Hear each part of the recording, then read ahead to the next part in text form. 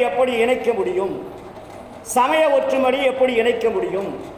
மத ஒற்றுமையை எப்படி இணைக்க முடியும் என்றால் எக்காலத்திலும் இப்படியே இருந்தால் நல்லிணக்கம் என்பது வரவே வராது. பேச்சில் இருக்கலாம். அதைத்தான் வள்ளலார் நமக்கு சொல்லுகிறார்கள்.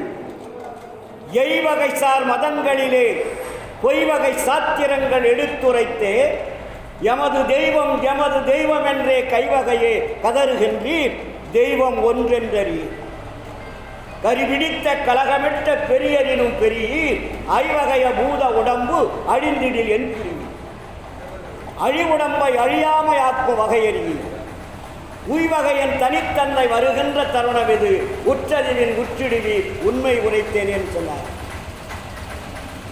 கடவுள் கொள்கையில் தான் நாம் மாறுபட்டுக் கொண்டிருக்கிறோம்.